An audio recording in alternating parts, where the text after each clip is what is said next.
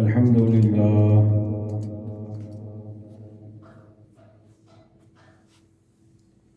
الحمد لله وكفى وسلام على عباده الذين اصطفى أما بعد فأعوذ بالله من الشيطان الرجيم بسم الله الرحمن الرحيم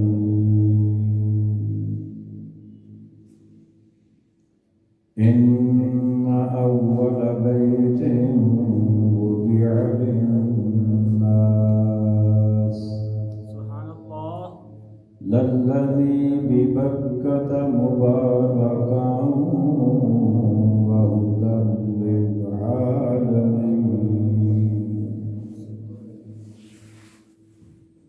فيه آيات بينات مقام إبراهيم سبحان الله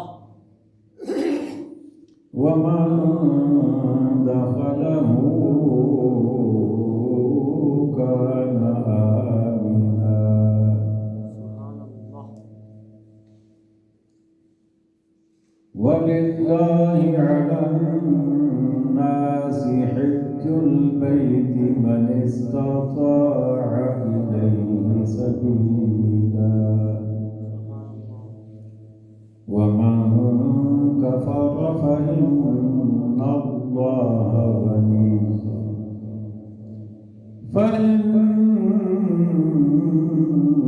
الله غني عن العالمين صدق الله مولانا العظيم مل کر پڑھیے صلی اللہ علیہ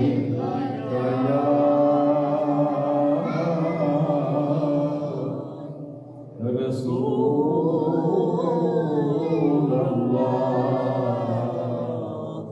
وسلم عليك يا حبيب الله پھر پڑھیے صلی اللہ علیہ رسول الله رسول اللہ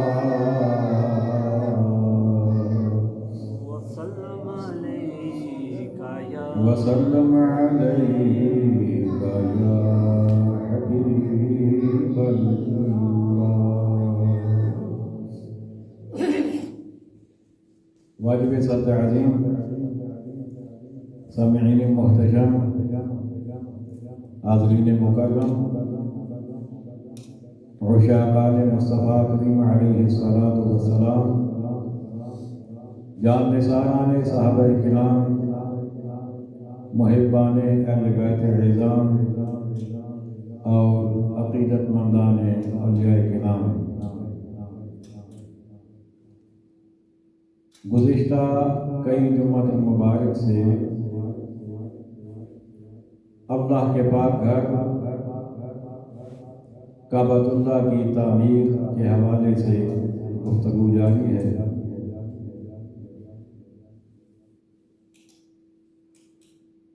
گزشتہ جمعۃ المبارک پر بات جہاں تک پہنچی تھی کہ سیدنا حضرت ابراہیم علیٰ نبینا وعلیہ الصلاۃ والسلام اور آپ کے لخت جگر نور نظر سیدنا حضرت اسماعیل علیٰ نبینا وعلیہ الصلاۃ والسلام نے مل کر اللہ کے پاک گھر کو تعمیر کیا اور پھر اپنی اس عبادت اور ریاضت کی قبولیت کے لیے پاک پروردگار کی بارگاہ میں دست دعا دراز کر دیے۔ ان دعاؤں میں سے ایک دعا یہ بھی تھی کہ اے رب اپنا آخری اور پیارا محبوب میری نسل میں پیدا فرما۔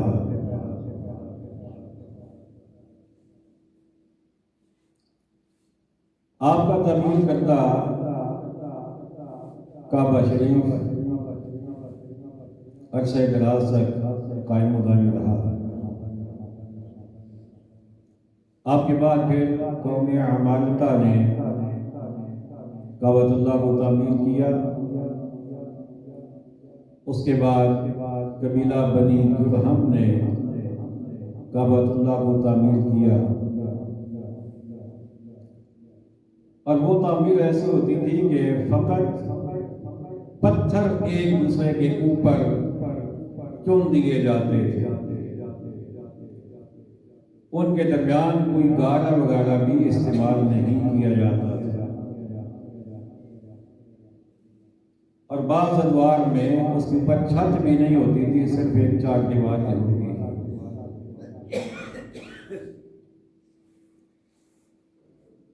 چلتے چلتے میرے اور آپ کے پیارے آقا علیہ السلام کا مبارک زمانہ آ گیا۔ ویسے تو سارے زمانے آپ کے ہی ہیں، ظاہری حیات طیبہ کے اعتبار سے نبی کریم علیہ السلام کی جب عمر مبارک 35 برس ہوئی تو اس وقت ایک عورت کعبہ کو دھونی دے رہی تھی۔ دھونی دینا کا مطلب خوشبو سنگا کے تو کعبے کے اندر اسے گھما رہی تھی، برکت کے لیے، اپنی عقیدت کے لیے۔ اور وہ چونکہ آگ تھی، خوشبو تھی، کوئی چنگاری اڑ کر غلاف کعبہ کو جا لگی، اور یوں غلاف کعبہ کو آگ لگ گئی، اور اس طرح غلاف کعبہ بھی جل گیا اور دیواریں بھی کافی ساری نقصان ہوا ان کا۔ اور دوسرا یہ ہوا کہ عرصہ دراز گزرنے کی وجہ سے کعبے کی دیواریں بھی کافی حد تک کمزور پڑ گئی۔ اب قریش نے ارادہ کیا کہ کعبہ کو نئے سرے سے تعمیر کر دیا جائے۔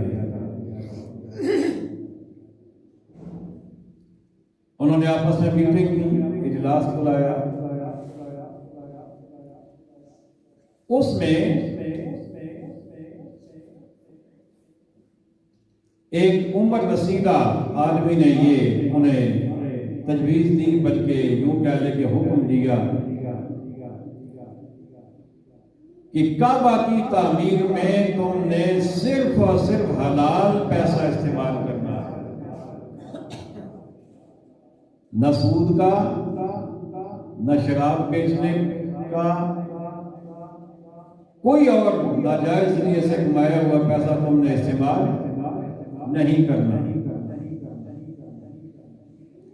اب انہوں نے پھر اپنی حلال کمائی جو ان کے پاس تھی تھوڑی بہت، وہ انہوں نے جمع کی، مختلف جگہوں سے سامان خریدا، ضرورت کے مطابق پتھر خریدے گئے اور لکڑ خریدی گئی، لکڑ کے تختے خریدے گئے، اور انہیں دنوں جدہ کے ساحل پر ایک کشتی آگے ٹکرا گئی اور وہ ٹوٹ گئی، تو اس کا جو ملبہ تھا، اس کے جو پھٹے تھے کافی قیمتی تھے، وہ بھی انہوں نے خرید لیے۔ اب مسئلہ یہ تھا، بڑی توجہ طلب بات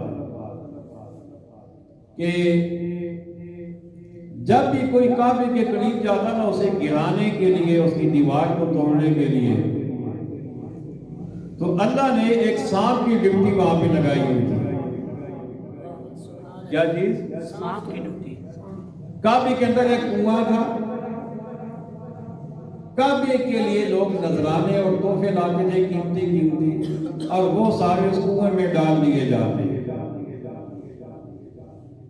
اور اسی کنویں کے اندر ایک سانپ بھی رہتا تھا۔ تو وہ دن کو آ کر کعبہ کی دیوار پہ بیٹھ جاتا، اور جو کوئی ادھر برے ارادے سے رخ کرتا تو وہ آگے سے حملے کے لیے تیار ہو جاتا۔ اب قریش چاہتے ہیں کہ ہم اس کی دیواروں کو گرائیں اور اسے نئے سرے سے تعمیر کریں، لیکن سانپ آگے جانے نہیں دیتا۔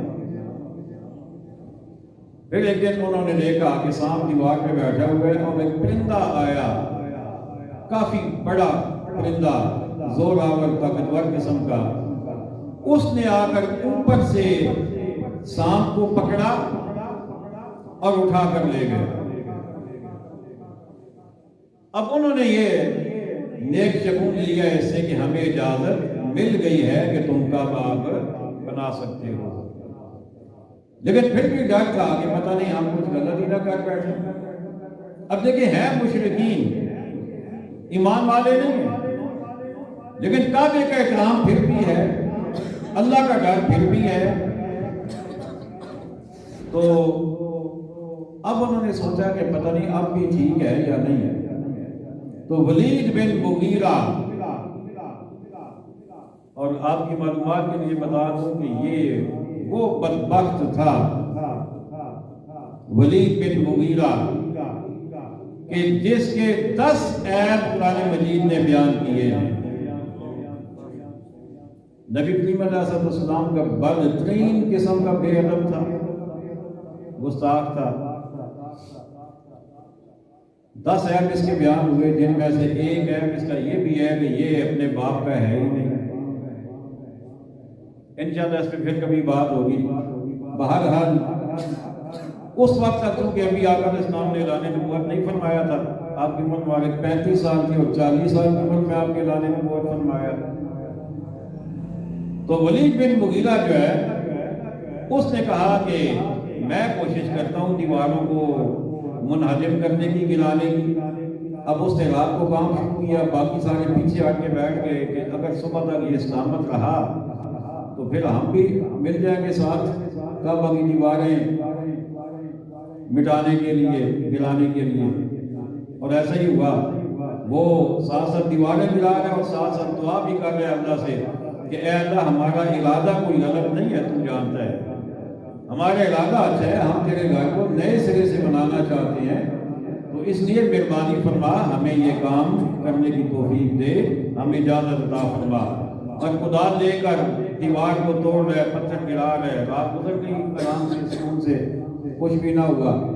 صبح پھر باقی لوگ بھی شامل ہو گئے اور کعبہ کی دیواروں کو گرا دیا گیا، نئے سرے سے تعمیر شروع ہوئی۔ اب پتھر موجود ہے، چنائی ہو رہی ہے اور دیواریں بنائی جا رہی ہیں، اور ہر یعنی مختلف قبیلے تھے تعمیر والے، تو انہوں نے اپنے کام بانٹ لے لی، یہ دیوار تم بناؤ، یہ ہم بنائیں گے، یہ وہ بنائیں گے، یہ فلاں بنائیں گے، اس طرح انہوں نے کام بانٹ لیے۔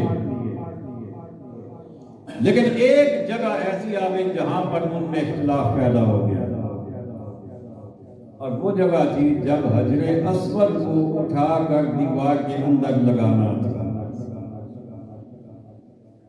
اختلاف پیدا ہو گیا، ہر قبیلہ اس بات کا خواہش مند تھا اور دعوے دار تھا کہ یہ کام ہم نے کرنا ہے،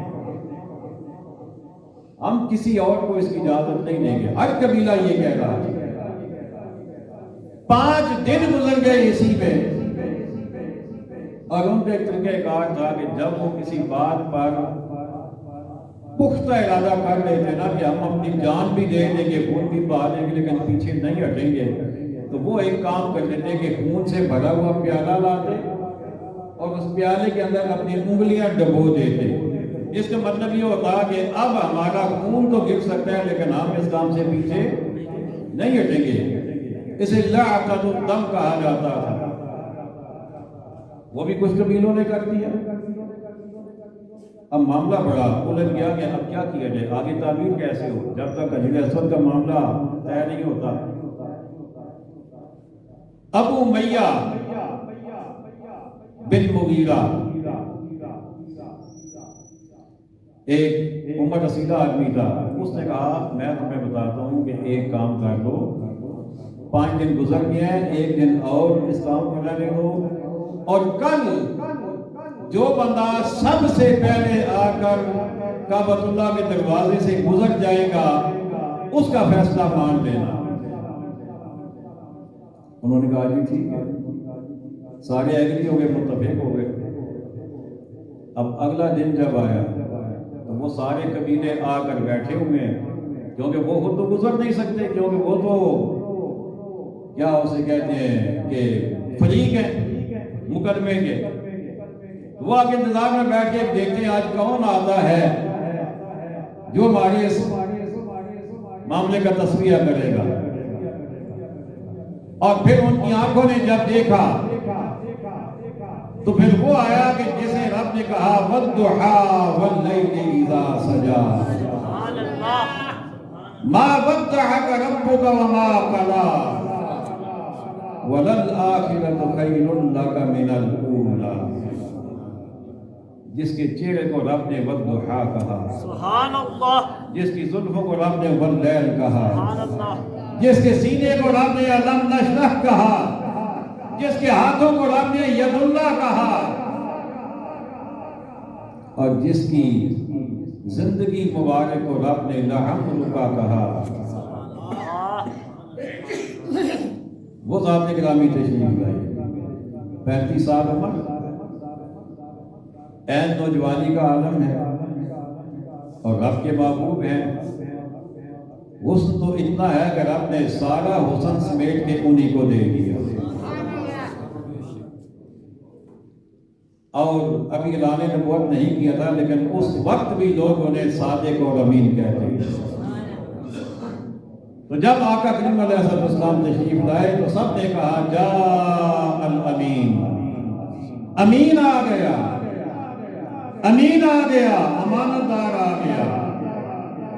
اور کہنے لگے رضینا، ان کے فیصلے پہ ہم خوش ہیں، یہ جو فیصلہ کریں گے ہم خوش ہیں۔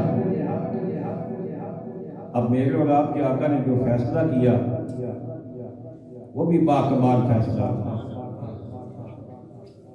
آقا علیہ السلام نے فرمایا ہلم صوبی یا ہلم صوب، مجھے ایک چادر دو۔ چادر دی گئی، آقا علیہ السلام نے نیچے چادر بچھائی اپنے مبارک ہاتھوں سے، حجر اسود کو اٹھایا اپنے ید اللہ والے ہاتھوں سے، اس چادر کے اوپر رکھا اور فرمایا کہ سارے قبیلے اپنا ایک ایک سردار منتخب کر دو، ایک ایک بندہ اپنا منتخب کر دو نمائندہ، اسے آگے بھیجو۔ ان سب نے اپنا اپنا نمائندہ منتخب کیا۔ میرے آقا علیہ السلام نے فرمایا سارے مل کر اس چادر کے چاروں کونوں کو پکڑ کر اس پتھر کو اوپر اٹھاؤ۔ اور یوں وہ سارے کے سارے خوش بھی ہو گئے کہ ہمارا حصہ بھی ہو گیا، ہمیں بھی یہ سعادت مل گئی۔ اور جب انہوں نے چادر کو اٹھا کر اس مقام تک لے آئے کہ جہاں دیوار پر رکھنا تھا، تو پھر میرے اور آپ کے آقا نے اس پیسے خود اپنے مبارک ہاتھوں سے حضرت کو اٹھایا اور دیوار پر رکھا۔ اللہ اکبر۔ اور اسی کے بارے میں آتا ہے کعبۃ اللہ کی تعمیر کے دوران میرے اور آپ کے آقا علیہ السلام خود اپنے مبارک ہاتھوں سے پتھر اٹھا اٹھا کر لا رہے تھے۔ اور اس دوران ایک اور واقعہ بھی ہوا، حضرت عباس رضی اللہ تعالیٰ عنہ آقا علیہ السلام کے چچا جان، وہ بھی پتھر اٹھا رہے تھے، آپ بھی اٹھا رہے تھے۔ تو اس دور میں یہ ہوتا تھا کہ نیچے تہمت باندھا جاتا تھا، جیسے آج کل احرام باندھتے ہیں، نیچے ایک چادر باندھی جاتی ہے، اوپر لمبا سا کرتا ہوتا ہے جو ٹخنوں تک ہوتا ہے۔ تو اس میں پھر کچھ تھوڑی پرابلم ہو جاتی ہے کام کرتے ہوئے کہ کہیں کوئی چادر پتھر کے ساتھ وہ لپٹ نہ جائے، تو اس لیے حضرت عباس نے آپ کو مشورہ دیا آقا علیہ السلام کو کہ آقا آپ اپنی نیچے والی چادر اتار لیں، اسے اپنے مبارک کندھوں پہ رکھ لیں، کیونکہ ویسے تو آپ کا مبارک لباس پاؤں تک ہے تو بے پردگی تو نہیں ہوگی، تو آپ وہ چادر اتار کے کندھے پہ رکھ لیں، کیونکہ پتھر اٹھا اٹھا کر آپ کا کندھا مبارک بھی زخمی ہو گیا۔ آقا علیہ السلام نے ان کا مشورہ مانا، چادر اپنی اتار کر اپنے کندھے پہ رکھی، اور چونکہ باقی لباس پورا تھا آقا صلی اللہ علیہ وسلم کا، لیکن میرے رب کو یہ بھی گوارا نہ ہوا، میرے رب کو یہ بھی گوارا نہ ہوا کہ کہیں اٹھتے بیٹھتے کام کرتے میرے محبوب کا کوئی کپڑا تھوڑا اونچا نہ ہو جائے، آقا علیہ السلام پر غشی طاری ہو گئی، زمین میں تشریف لے آئے۔ جب آقا علیہ السلام واپس اپنے مقام میں آئے تو آقا علیہ السلام نے فرمایا میری چادر مجھے دو۔ چادر دی گئی، آقا علیہ السلام نے پھر اسے باندھا اور پھر کام شروع کر دیا۔ تو یہ اللہ کے محبوب ہیں علیہ السلام کہ جن کی عزت اور جن کی ناموس اتنی ہے کہ ابھی بے پردگی ہوئی نہیں ہے، لیکن اس سے پہلے رب نے کہا کہ محبوب نہیں، آپ کے لیے ہم کوئی ایسا رزق نہیں لے سکتے، آپ کو اجازت نہیں دے سکتے کہ جس کی وجہ سے آپ کی بے پردگی ہو جائے۔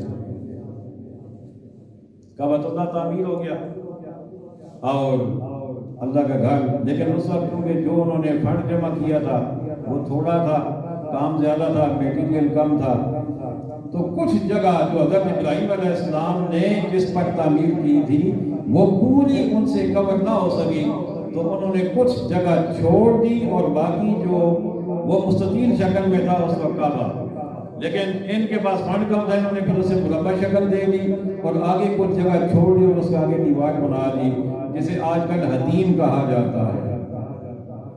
حتیم یعنی چار دیواری بنی ہوئی ہے اور اس کے اندر جا کر بھی نوافل ادا کیے جاتے ہیں اور اسے بھی وہی مرتبہ حاصل ہے جو کعبۃ اللہ کو حاصل ہے۔ تو بہرحال یہ کعبۃ اللہ کی تھوڑی سی ہسٹری میں نے آپ کے سامنے بیان کی ہے کہ بحیثیت مسلمان ہمیں تعارف ہونا چاہیے کہ اللہ کے پاک گھر کی تعمیر کب، کس نے، کیسے، کن حالات میں کی۔ اللہ کریم ہمیں عقائد صحیحہ اور عمل صالح کی توفیق عطا فرمائے۔ وما علینا الا البلاغ المبین۔